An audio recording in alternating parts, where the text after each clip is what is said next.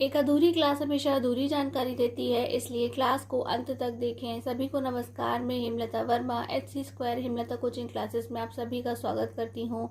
और आज का हमारा टॉपिक है एथेनॉल। ये जो एथेनॉल है वह भी क्या है, कार्बन का बना हुआ एक कंपाउंड है। क्या है? कार्बन का बना एक यौगिक है जिसमें एल्कोहल ग्रुप प्रेजेंट है। तो यहाँ हम देखेंगे कि इसकी फिजिकल और केमिकल प्रॉपर्टीज क्या हैं और इसके क्या क्या यूजेस हैं हमारी लाइफ में, हम इसे किस तरह से इस्तेमाल करते हैं। इसके अलावा हम ये भी जानेंगे कि एल्कोहल या जो एथेनॉल है वह किस तरीके का इफेक्ट हमारे लिविंग ऑर्गेनिज्म पर डालता है, यानी कि सजीव प्राणियों पर उसका क्या प्रभाव पड़ता है। एथेनॉल सबसे पहले ये हम स्टार्टिंग की 2 लाइन्स को नहीं पढ़ेंगे, आप अपने नोट्स यहाँ से लिखेंगे तो वह ज़्यादा इफेक्टिव रहेंगे। Ethanol is commonly called alcohol. Ethanol को हम आम भाषा में क्या कहते हैं? एल्कोहल ही कहते हैं। And is the active ingredient of all alcoholic drink.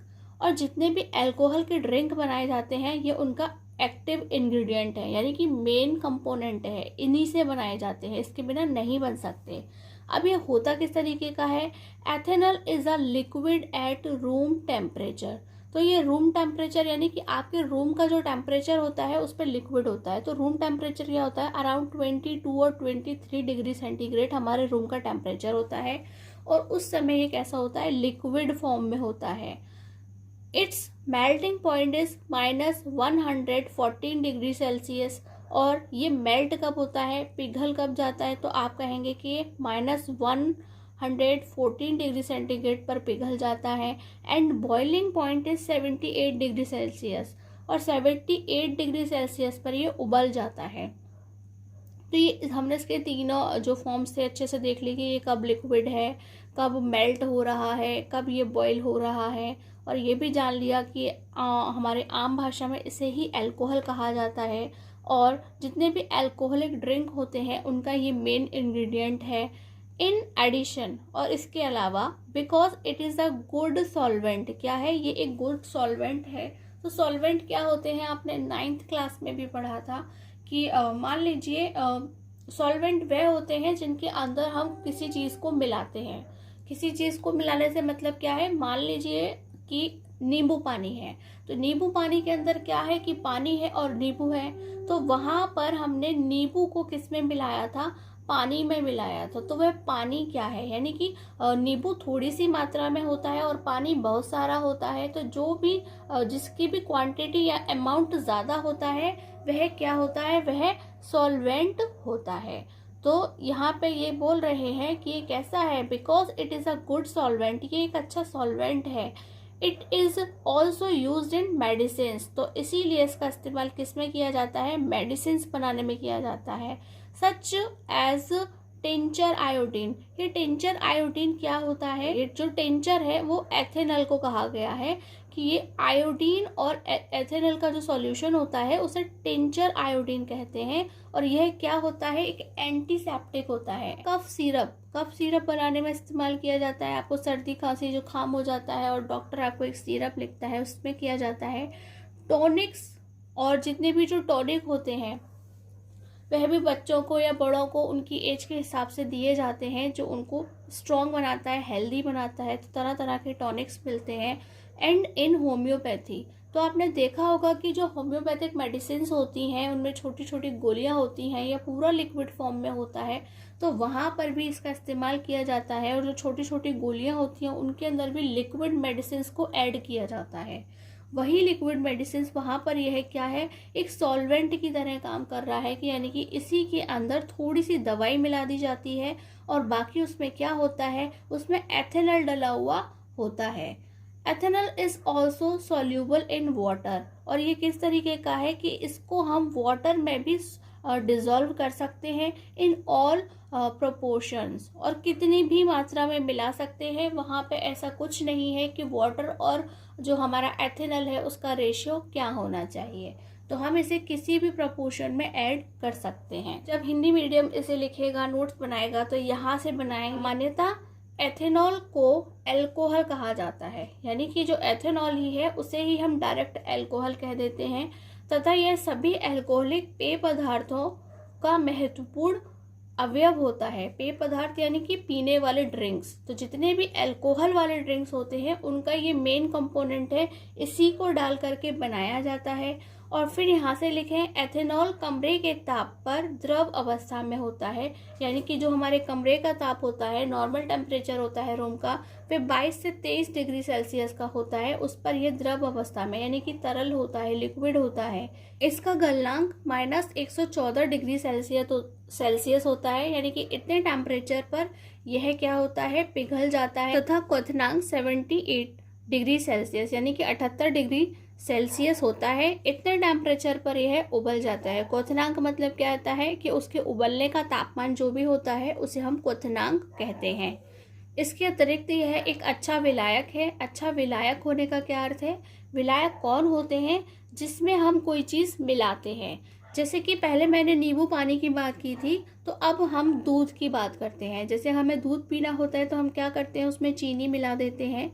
तो चीनी थोड़ी मात्रा में होती है, लेकिन जो दूध होता है वह ज़्यादा मात्रा में होता है। इसलिए जो दूध है वह क्या है, वह विलायक है। इसका उपयोग tincture, iodine, cough syrup, tonic तथा होम्योपैथी में किया जाता है। तो हमने आपको बताया कि जो टिंचर आयोडीन होता है वह क्या होता है, टिंचर ही किसको बोलते हैं, अल्कोहल को बोलते हैं। तो जो अल्कोहल और आयोडीन का सॉल्यूशन होता है उसे टिंचर आयोडीन कहा जाता है। और ये एक एंटीसेप्टिक लिक्विड होता है, जिसका इस्तेमाल घाव वगैरह पे किया जाता है, जिसका इस्तेमाल मेडिसिन में किया जाता है। और इसके अलावा हम कफ सिरप बना रहे हैं, यानी कि आपको सर्दी खांसी जुकाम जब हो जाता है तो हम इसका इस्तेमाल करते हैं। और टॉनिक्स बनाए जाते हैं, तरह तरह के टॉनिक्स जो क्या करते हैं, हमारी हेल्थ को अच्छा बनाने के लिए इस्तेमाल किए जाते हैं। तथा होम्योपैथी मेडिसिन में किया जाता है कि जो भी होम्योपैथिक दवाई होती हैं वह कैसी होती हैं, उसमें अल्कोहल के अंदर थोड़ी सी हमारी मेडिसिन को मिलाया जाता है जिससे हम ठीक हो जाएं। वहाँ पे ऑलमोस्ट क्या होता है, अल्कोहल डला हुआ होता है। एथेनॉल को किसी भी अनुपात में जल में मिलाया जा सकता है। अब हम इसकी कुछ केमिकल प्रॉपर्टीज देखते हैं। अभी अभी हमने जो पढ़ी थी वह क्या थी, उसकी कुछ फिजिकल प्रॉपर्टीज थी, यानी कि उसके भौतिक गुण थे और उसके यूज पढ़े थे हमने। तो सबसे पहले वह हम किससे कर रहे हैं, हम सोडियम से रिएक्शन करवा रहे हैं, सोडियम की अभिक्रिया करा रहे हैं। तो वह सोडियम के साथ रिएक्ट करके क्या बनाता है, हम देखते हैं। Alcohols react with sodium leading to the evolution of hydrogen, यानी कि जब हम अल्कोहल को सोडियम के साथ में रिएक्ट कराते हैं तो वहाँ पर हाइड्रोजन गैस बनती है। And other product is sodium ethoxide, और इसके अलावा वहाँ पे सोडियम इथॉक्साइड बनता है। हिंदी में हम कहेंगे अल्कोहल सोडियम से अभिक्रिया कर हाइड्रोजन गैस को उत्सर्जित करता है, यानी कि बनाता है, तथा सोडियम इथॉक्साइड बनता है। अब हम इसकी केमिकल रिएक्शन आपको दिखाते हैं, ये बहुत ही आसान है। ये है 2Na + 2CH3CH2OH। तो ये हमारे एथिल अल्कोहल का फॉर्मूला है, यानी कि एथेनॉल का फॉर्मूला है। C2, आप चाहें तो इसे C2H5OH लिखें, या आप इसे चेन में तोड़ करके लिखें, यानी कि इसे चेन में लिखें, कोई फर्क नहीं पड़ता। और ये हमने अपना सोडियम ले लिया है और अब हम इससे रिएक्शन करवाएंगे। तो यहाँ सिंपली कुछ नहीं होगा, ये जो हमारा H है ये भी कितना है, 2 है। यहाँ आगे 2 लिखे होने का मतलब है सभी कितने हैं, 2 की अमाउंट में, यानी कि 2 वो हैं। और यहाँ से हम H निकाल लेंगे, यानी कि H2 निकाल लेंगे, तो ये हाइड्रोजन गैस बन जाएगी। और ये जो हमारा Na है वो H की जगह ले लेगा। तो ये कुछ इस तरीके से लिखा जाएगा, 2CH3CH2O Na + H2। तो ये जो Na पर हमने क्या लगाया है, प्लस का चार्ज लगाया है, और O पर किसका चार्ज लगाया है, माइनस का चार्ज लगाया है। क्योंकि Na है हमेशा प्लस का चार्ज बनाता है, और O जो है यानी कि ऑक्सीजन है वह हमेशा माइनस का चार्ज बनाती है। तो ये प्लस और माइनस क्या दिखाते हैं, कि प्लस क्या दिखाता है कि इसने अपने इलेक्ट्रॉन्स इन्हें दे दिए हैं, और जो हमारा ऑक्सीजन है वो ये बताता है कि इसने इनके इलेक्ट्रॉन्स को ले लिया है। आपको इसका नाम याद रखना है, ये क्या है, सोडियम इथॉक्साइड है, और ये हमारी हाइड्रोजन गैस बनी है।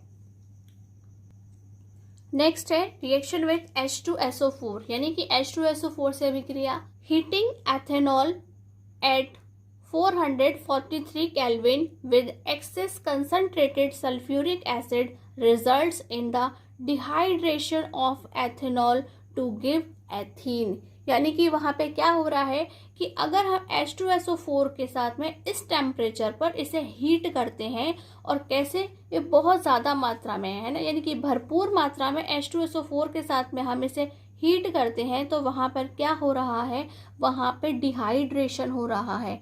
और आप सभी जानते हैं कि डिहाइड्रेशन का मतलब क्या होता है, कि डिहाइड्रेशन का मतलब है कि किसी चीज़ में से उसका पानी निकाल लेना। जैसे आपको पता होगा ना, हमारी बॉडी डिहाइड्रेट हो जाती है, इसका मतलब क्या होता है, वहाँ पर पानी की कमी हो जाती है। तो इसी तरह से क्या होगा कि ये जो हमारा एथिल अल्कोहल है उसके अंदर से पानी निकल जाएगा। क्या होगा, वहाँ से वाटर निकल जाएगा, और इस वजह से वहाँ पे क्या रह जाएगा, केवल एथीन रह जाएगा। हिंदी में देखते हैं, 443 केल्विन यानी कि 443 केल्विन तापमान पर एथेनॉल को अधिक सांद्र सल्फ्यूरिक अम्ल के साथ गर्म करने पर। हाँ, तो ये जो सांद्र लिखा है, क्या लिखा है, सांद्र लिखा है, और यहाँ लिखा है कंसंट्रेटेड। इसका मतलब क्या है कि प्योर फॉर्म में है। कैसा है, वह प्योर है, उसके अंदर कोई भी मिलावट नहीं की गई है, और बहुत ज़्यादा मात्रा, अधिक यानी कि अधिक मात्रा के साथ में गर्म करने पर एथेनॉल का निर्जलीकरण होकर एथीन बनता है। निर्जलीकरण का मतलब क्या है, डिहाइड्रेशन, जल का निकल जाना यानी कि निर्जलीकरण। तो वहाँ से जो भी जल है यानी कि H2O है, यहाँ से निकल जाएगा, और जो बचेगा वह क्या है, वह एथीन बनता है। तो हमने लिख दिया है CH3CH2OH। आप चाहें तो उसे C2H5OH भी लिख सकते हैं, यानी कि इनको एक साथ कंबाइन करके लिख सकते हैं। और यह है हॉट कंसनट्रेटेड H2SO4 यानी कि गर्म सांद्र H2SO4। और यहाँ से हमने जैसे ही जल निकाला, कि यहाँ से हमने H2 निकाल लिया और O निकाल लिया, तो ये होगा H2O। या और यहाँ हमारे पास में क्या बचेगा, यहाँ पे पहले हमारे पास 6 थे, H3 2 5 और 1 6, क्योंकि हमने 2 निकाल लिए तो 4 बचेंगे, और इस तरह से हम उन्हें लगा देंगे। और फिर हमें वहाँ पे क्या लगाना होगा, डबल बॉन्ड लगाना होगा, क्योंकि जो हमारा कार्बन है उसकी बैलेंसी या संयोजकता कितनी होती है, 4 होती है। और जब हमारे पास में हाइड्रोजन दो ही रह जाएंगे, तो बची हुई 2 बैलेंसी को पूरी करने के लिए हमें क्या करना पड़ेगा, डबल बॉन्ड से अटैच करना होगा। इसीलिए यह क्या बना है, एथीन बना है, क्योंकि डबल बॉन्ड में हम क्या लगाते हैं, ईन बनाते हैं, और 2 कार्बन्स को हम एथ लिखते हैं। तो eth plus ene is equal to ethene. क्या कहेंगे, एथीन लिखेंगे। हमें यहाँ पे क्या देखना है कि जो हमारा अल्कोहल है वह फ्यूल की तरह भी इस्तेमाल किया जाता है, यानी कि हम उसे ईंधन के रूप में भी इस्तेमाल करते हैं। तो हम उसे किस तरह से ईंधन के रूप में इस्तेमाल करते हैं, हम देखते हैं। Sugarcane plants are one of the most efficient converters of sunlight into chemical energy. तो बोल रहे हैं कि शुगर केन यानी कि गन्ने के जो पेड़ होते हैं उनका इस्तेमाल किसमें किया जा रहा है, शुगर केन प्लांट का इस्तेमाल किसमें किया जा रहा है, जो हमारी सनलाइट है उसे केमिकल एनर्जी बनाने में किया जा रहा है। तो ये किस तरह से होता है, अभी हम आपको डिटेल में समझाएंगे। पहले हम हिंदी में देख लेते हैं। गन्ना सूर्य के प्रकाश को रासायनिक ऊर्जा में बदलने में सर्वाधिक सक्षम होता है। यानी कि आपने देखा कि गन्ना किस तरीके का होता है कि वह सूर्य के प्रकाश को रासायनिक ऊर्जा में बदलने में सबसे ज्यादा कैपेबल है। कैसा है, सबसे ज्यादा कैपेबल है, सर्वाधिक सक्षम है, यानी कि उसके जितना कोई और नहीं करता है। तो ये किस तरीके से जो हमारा प्रकाश है यानी कि सूर्य का प्रकाश है वह रासायनिक ऊर्जा में, या जो हम कह रहे हैं सनलाइट है वह केमिकल एनर्जी में कन्वर्ट हो जाती है, वह किस तरह से होता है। तो आपने बचपन से ही पढ़ा है ना फोटोसिंथेसिस को। फोटोसिंथेसिस यानी कि प्रकाश संश्लेषण।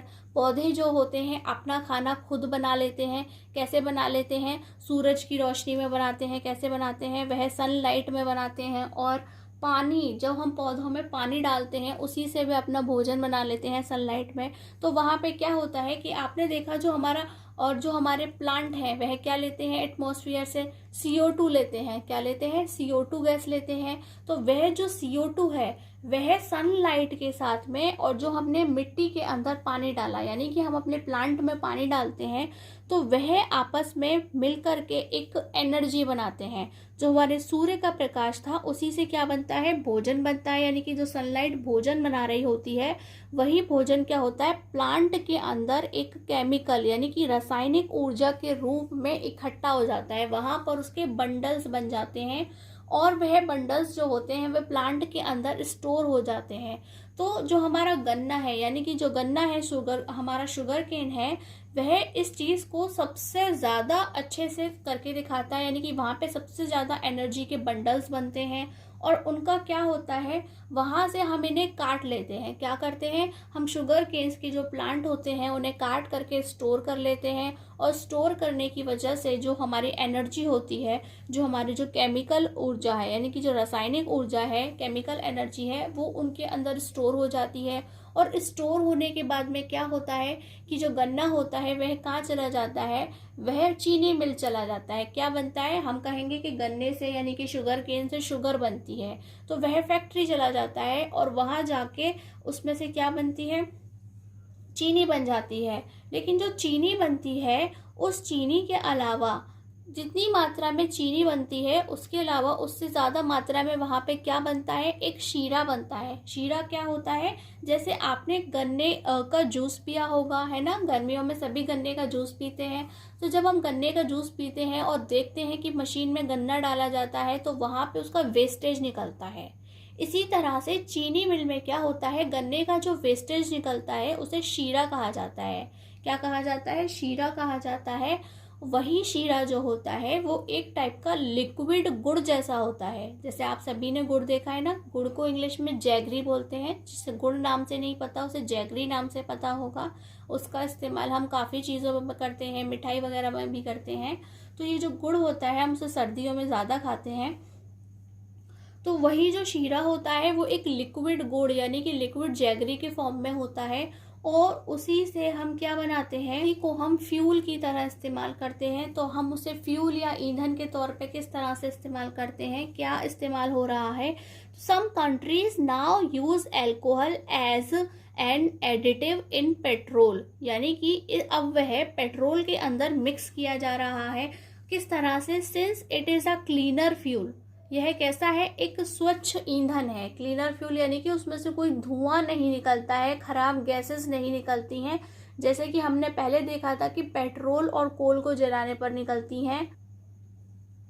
और उनको जलाने पर तो क्या हो रहा था, एसिड रेन हो रही थी। लेकिन हम जब पेट्रोल के अंदर उस हमारे अल्कोहल का जो शीरा है उसको जब हम ऐड कर देते हैं, तो वहाँ पे केवल कार्बन डाइऑक्साइड गैस निकलती है और water on burning in sufficient air, यानी कि हम जब उसे एटमॉस्फेयर के अंदर यूज करते हैं तो वहाँ पे सिर्फ कार्बन डाइऑक्साइड गैस ही निकलती है उस फ्यूल को इस्तेमाल करने पर। वहाँ पर कोई भी सल्फर डाइऑक्साइड या नाइट्रोजन डाइऑक्साइड नहीं निकलती है।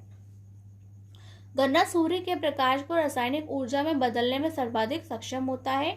कुछ देशों में अल्कोहल में पेट्रोल मिलाकर उसे स्वच्छ ईंधन के रूप में इस्तेमाल किया जाता है। तो स्वच्छ ईंधन का ही अर्थ क्या है कि अब वहां से SO2 यानी कि सल्फर डाइऑक्साइड और नाइट्रोजन डाइऑक्साइड नहीं निकलेंगे, क्योंकि उनकी वजह से क्या होता है, H2SO4 और HNO3 बनते हैं, जो कि क्या है, बहुत ही हानिकारक है और उनकी वजह से अम्लीय वर्षा होती है। इसलिए इसे स्वच्छ ईंधन कहा गया है। यह ईंधन पर्याप्त ऑक्सीजन होने पर केवल कार्बन डाइऑक्साइड तथा जल बनाता है। अब उन्होंने बोला है पर्याप्त ऑक्सीजन मिलेगी तभी कार्बन डाइऑक्साइड बनेगा। हमने जब आपको ऑक्सीडेशन पढ़ाया था, यानी कि ऑक्सीकरण पढ़ाया था, तो बताया था कि जब पूरी अच्छे से हमारे पास में ऑक्सीजन ज़्यादा मात्रा में होती है, एक्सेस अमाउंट में होती है, तो वहाँ पे CO2 बनती है।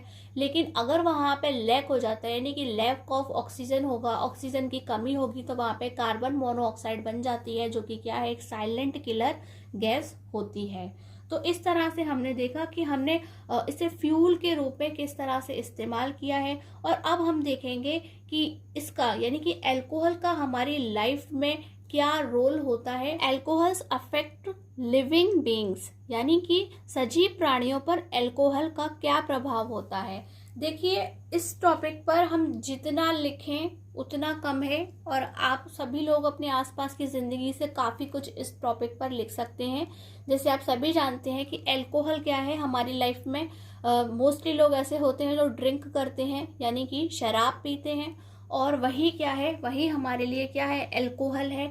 और उसकी वजह से कितनी सारी जो लोग हैं उनकी ज़िंदगी ख़राब हो जाती है, उनकी जो फैमिली होती है उन पर कितना बुरा इफ़ेक्ट पड़ता है, और कितने सारे घर बर्बाद हो जाते हैं इस शराब पीने के चलते या ड्रिंक करने के चलते। उसके बहुत सारे बैड इफ़ेक्ट हैं। उनके जो बच्चे होते हैं उनके ऊपर भी इसका अच्छा असर नहीं पड़ता है, या जिनके बच्चे ड्रिंक करते हैं उनके पेरेंट्स कितने ज़्यादा परेशान रहते हैं।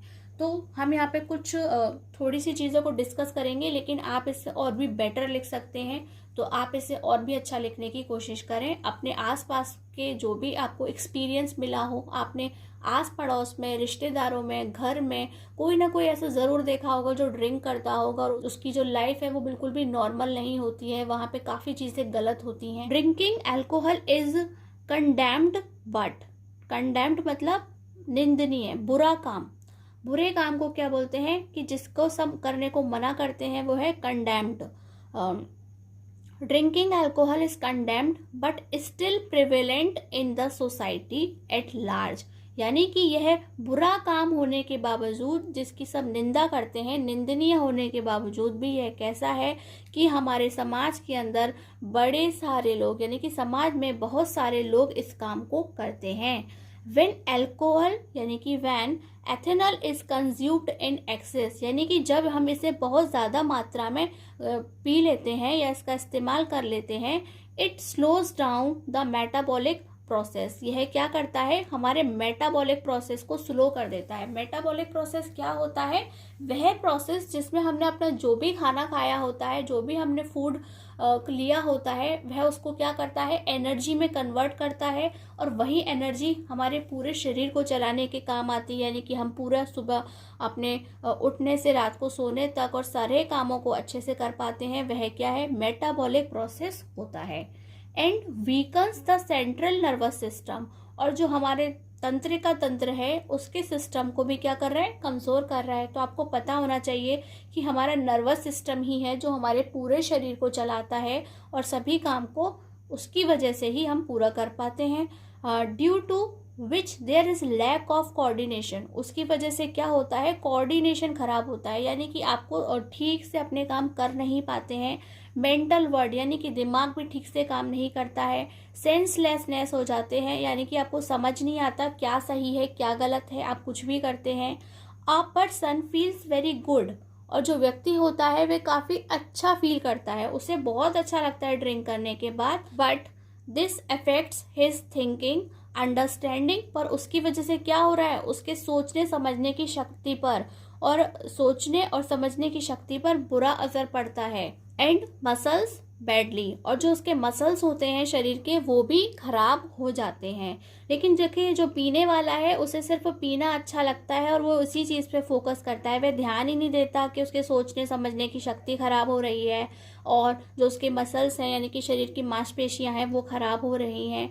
इतना ही नहीं, the pancreas is affected due to which insulin production stops in the body.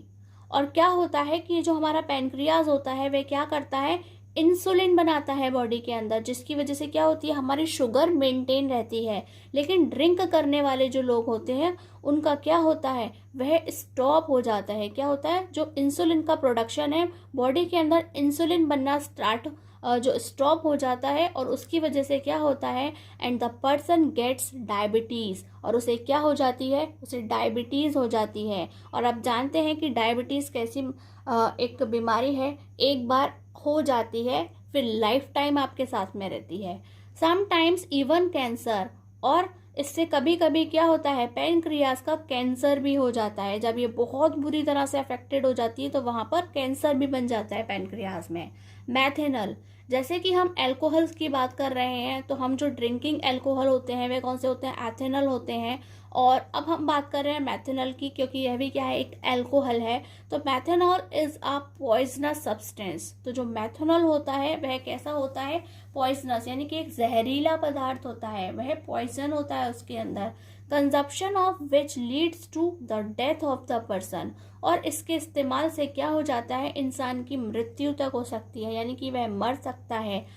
It also makes person blind, या फिर वह अंधा भी हो सकता है। क्या हो जाता है, वह अंधा भी हो जाता है। तो आप देखिए कि हमारे लाइफ के अंदर ये जो अल्कोहल है वह कितनी बुरी तरह से प्रभावित करता है। वह हमें मृत्यु की ओर ले जा रहा है, वह हमें अंधा बना सकता है, उसकी वजह से हमें डायबिटीज़ हो सकती है, उसकी वजह से हमें कैंसर हो सकता है। तो काफ़ी सारी चीज़ें हैं जो हमें बीमारियों की ओर लेकर के जा रही हैं। और उसके अलावा आप देख रहे हैं कि जो हमारा मेंटल स्टेटस है वह किस तरह से ख़राब हो रहा है, सोशल स्टेटस भी ख़राब हो रहा है, पूरी फैमिली का स्टेटस ख़राब हो रहा है। और अब हम इसे हिंदी में डिस्कस करते हैं। अल्कोहल पीना निंदनीय है, यानी कि बुरा काम है जिसकी सब बुराई करेंगे यदि आप ऐसा करते हैं, लेकिन फिर भी समाज में बड़े पैमाने पर प्रचलित है, यानी कि उसके बावजूद भी हमारे यहाँ शराब काफ़ी मात्रा में पी जाती है। जब अधिक मात्रा में एथेनॉल का सेवन किया जाता है तो इससे उपापचय प्रक्रिया धीमी हो जाती है। उपापचय प्रक्रिया यानी कि मेटाबॉलिक प्रोसेस या उपापचय प्रक्रिया क्या होती है कि जो हमारे भोजन को किसमें कन्वर्ट करती है, एनर्जी में कन्वर्ट करती है, यानी कि ऊर्जा में कन्वर्ट करती है। और उसी ऊर्जा से हम अपने पूरे शरीर को चलाते हैं, यानी कि अपने सभी काम हम करते हैं, उसे ही हम उपापचय प्रक्रिया कहते हैं। वही क्या होती है, कमज़ोर हो जाती है। कैसी हो जाती है, धीमी पड़ जाती है, यानी कि फिर हम अपने शरीर से सभी कामों को एक नॉर्मल इंसान की तरह बिल्कुल नहीं कर सकते हैं। तथा केंद्रीय तंत्रिका तंत्र कमज़ोर हो जाता है। क्या होता है कि हमारा जो सेंट्रल नर्वस सिस्टम है, यानी कि जो हमारा दिमाग, तंत्रिका तंत्र क्या होता है, जो हमारा दिमाग है वह हमारे शरीर की सारी चीज़ों को मैनेज करता है। हमारे हंसने, छींकने, बोलने, किसी भी तरह का जो रिएक्शन होता है, हर काम कौन मैनेज करता है, हमारा मस्तिष्क होता है वह मैनेज करता है। कि हमारा दिमाग भी कमज़ोर हो रहा है, उससे जो हमारा शरीर है वही पूरी तरह से बेकार हो रहा है, जिससे समन्वय की कमी, यानी कि हम चीज़ों को मैनेज नहीं कर पा रहे हैं, मानसिक दुविधा हो रही है, यानी कि हम कोई डिसीजन ठीक से नहीं ले पा रहे हैं, एवं भाव शून्यता आती है। तो ये भाव शून्यता क्या होती है कि हमें यही नहीं पता कि हमें कब हंसना है, कब रोना है, कब बोलना है, कब चुप रहना है। कि जो हमारे इमोशंस है ना, वो ही हमें समझ में नहीं आ रहे हैं, वे ख़त्म होते जा रहे हैं। व्यक्ति बहुत अच्छा महसूस करता है, यानी कि ड्रिंक करने वाला जो है, शराब पीने वाला व्यक्ति बहुत खुश हो जाता है, शराब पीने के बाद झूमता है, परंतु इससे उसके सोचने समझने की क्षमता और मांसपेशियों पर बुरा असर पड़ता है। हो क्या रहा है कि वह तो बहुत खुश है, लेकिन उसके शरीर के साथ में बहुत बुरी तरह से खिलवाड़ हो रहा है। ना वह सोच सकता है, ना वह समझ सकता है, और जो शरीर की मांसपेशियां हैं वह भी खराब पड़ती जा रही हैं। अग्नाशय प्रभावित होता है। अग्नाशय यानी कि जहाँ पर शरीर के अंदर इंसुलिन बनता है। क्या बनता है, इंसुलिन हार्मोन बनता है। और ऐसा होने की वजह से क्या होता है, इंसुलिन हार्मोन का बनना बंद हो जाता है और व्यक्ति को डायबिटीज़ हो जाती है। तो यह क्या कर रहा है, इंसुलिन हमारी शुगर को कंट्रोल करता है, लेकिन जब यह बनना ही बंद हो जाएगा तो कंट्रोल कैसा होगा, व्यक्ति को डायबिटीज़ हो जाएगी। यानी कि डायबिटीज़ को हिंदी में क्या कहते हैं, मधुमेह कहते हैं। हम यहाँ पे मधुमेह भी लिख सकते हैं। कभी कभी कैंसर तक हो जाता है, और अगर ये अनकंट्रोल्ड हो तो क्या होगा, हमें इंसुलिन की वजह से, यानी कि अग्नाशय के अंदर कैंसर हो जाता है। और इसके अलावा जो मेथेनॉल है, मेथेनॉल क्या है, एल्कोहल का ही एक दूसरा टाइप है मेथेनॉल, जहाँ पे क्या होता है, कार्बन का 1 एटम होता है, एक कार्बन परमाणु होता है और एल्कोहल ग्रुप से जुड़ जाता है। मेथेनॉल एक जहरीला पदार्थ है। मेथेनॉल क्या है, एक जहरीला पदार्थ है, यानी कि जहर है, जिसके सेवन से व्यक्ति की मृत्यु हो जाती है। यदि इंसान उसे खा ले या पी ले तो क्या होगा, वह मर जाता है। यह व्यक्ति को अंधा भी बना देती है। ये क्या कर रहा है, हमारे आँख को प्रभावित कर रहा है, और इतना ज़्यादा प्रभावित कर रहा है कि हम अंधे ही हो जाते हैं। तो आप देखिए, और इतना ही नहीं, इससे नकली शराब भी बनाई जाती है। क्या बनाई जाती है, नकली शराब बनाई जाती है, जिसे पीने के बाद लोगों की मौत हो जाती है। तो आप इस तरह से देखिए कि जो अल्कोहल है वह हमारे लिए कितना ज़्यादा हानिकारक है। तो आज की क्लास में बस इतना ही। यदि आज की यह क्लास आपको पसंद आई हो तो प्लीज़ हमारी इस क्लास को लाइक करें, हमारे चैनल को सब्सक्राइब करें, और हमारी इस क्लास पर कमेंट करके बताएं कि यह क्लास आपको कैसी लगी। यदि क्लास के दौरान आपको कोई टॉपिक समझ में नहीं आया है तो आप हमें क्वेश्चन करके पूछ सकते हैं, यानी कि आप हमें कमेंट करके पूछ सकते हैं। और चैप्टर ख़त्म होने के बाद हम आपके जो भी डाउट्स होंगे उससे एक डाउट सेशन बनाएंगे और जहां आपके सभी सवालों के जवाब हम देंगे, या जो भी टॉपिक आपको समझ में नहीं आया होगा हम आपको वह टॉपिक दोबारा समझाने की कोशिश करेंगे। लेकिन हमें पता तभी चलेगा जब आप कमेंट करेंगे। यदि आप कमेंट करेंगे ही नहीं तो हमें नहीं पता चलेगा। तो प्लीज़ आप कमेंट करें, समझ में आया है तो कमेंट करें, समझ नहीं आया है तो वह भी कमेंट करें, जिससे हम और बेटर एक्सप्लेन कर सकें, आपको अच्छे से पढ़ा सकें। तो आज की क्लास में बस इतना ही। नमस्कार, धन्यवाद।